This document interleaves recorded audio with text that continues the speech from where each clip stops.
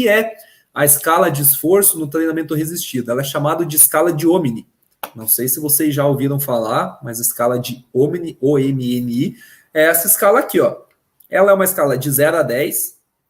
O desenho dela é essa, ela vai fazendo essa subida aqui, vê que o bonequinho vai pegando cada vez mais peso e vai subindo a rampinha de 0 sendo muito, extremamente fácil, e o 10 sendo extremamente difícil. É uma escala visível, ela tem um visual legal, porque mostra subindo, mostra aumentando o peso, então é a escala hoje utilizada para ver percepção de esforço no treinamento resistido, tá? Essa é a escala que a gente vai abordar e que eu vou explicar aqui para vocês.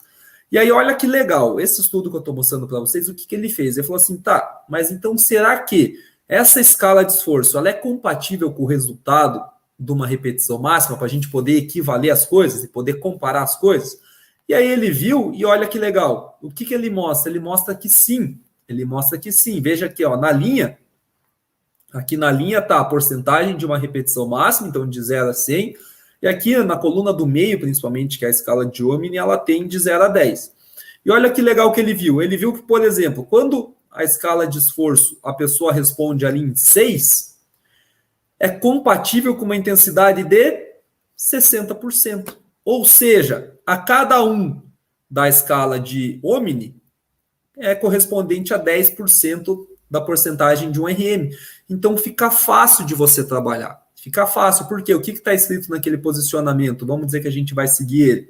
70% a 85%. Então, se eu pergunto para o meu aluno como está de 0 a 10, ele fala 7, quer dizer que é bem possível de ele estar, que ele estaria em 70% de uma repetição máxima. Por quê? Porque estudos que compararam as duas viram que, de fato, é compatível uma coisa com a outra. Aí, obviamente, tem detalhes.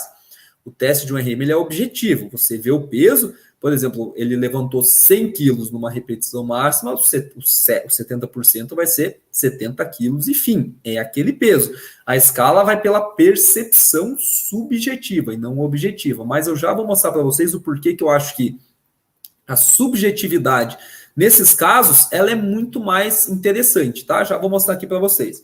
Aí olhem aqui, ele tem uma diferença legal. Veja que ela é cortada no meio. Tá? A escala ela é cortada no meio, por quê? Porque a percepção de esforço ela tende a ser menor, né, em indivíduos ativos e tende a ser maior em idosos sedentários e ou com alguma doença crônica, que, vamos, né, combinar aqui, são a grande maioria deles. Então, como é uma escala de esforço subjetiva, né, idosos sedentários e com alguma doença vão tender, talvez, a relatar um valor mais alto, e idosos ativos talvez um valor mais baixo, mas veja que a informação mais importante aqui é a compatibilidade entre o número da escala com a porcentagem de esforço, e ele equivale. Se aqui é 5, ali é provável que seja 50. Se ali é 3, ali é provável que seja 30. Se ali é 9, ele relata 9, é provável que seja aqui 90. Então ela é compatível, validada para ser usada quanto a isso.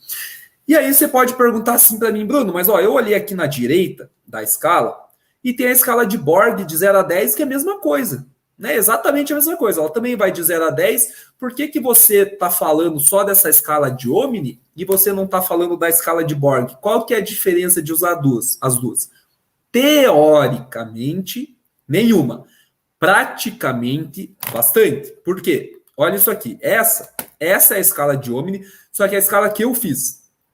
Eu só traduzi e deixei ela colorida, para ficar mais fácil. Então, o que eu fiz? Coloquei ela em português, deixei que é muito fácil, pouco difícil, difícil e muito difícil. Em corzinha que vai do verde ao vermelho. Qual é a vantagem? Por que eu uso essa escala? Porque ela é muito mais fácil para a compreensão do idoso, ela é muito mais visual. A escala de Borg é uma tabela que vai de 0 a 10. Ela não diz muita coisa, ela não é muito visual, ela não é fácil de você entender vendo. Essa é, porque ó, ela vai subindo o degrauzinho, vai aumentando o pezinho do cidadão aqui, ó, até fica muito pesado, e ainda tem os nomes aqui, ó.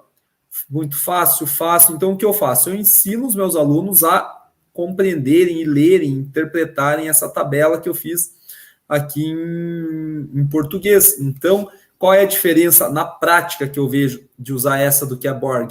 Porque essa reflete mais, é mais fácil, é mais visual, os idosos tendem a responder de uma maneira melhor essa escala. Aí fica mais fácil a aplicação dela no dia a dia. Então, estou mostrando aqui para vocês passo a passo, né, de como as coisas têm funcionado, como está lá escrito na teoria, mas como eu tenho aplicado aí e visto a aplicabilidade dela no meu dia a dia. Então, como que eu faço? Eu faço a prescrição baseado em percepção de esforço, porque se eu quero trabalhar, por exemplo, uma intensidade moderada, vamos colocar aqui que fosse 50 a 70%, eu sei que se meu aluno relatar que ele está entre 5 a 7 ou entre ele começando a ficar difícil, quase difícil, eu sei que ele está dentro dessa intensidade, e aí me possibilita fazer o trabalho, né, de prescrição sem ter precisado fazer teste de uma repetição máxima para identificar qual o peso que ele precisaria fazer.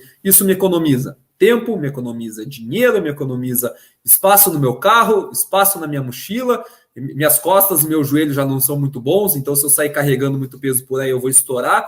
Então essa é a vantagem, né? Essa é a maior vantagem que eu acredito que a gente tem.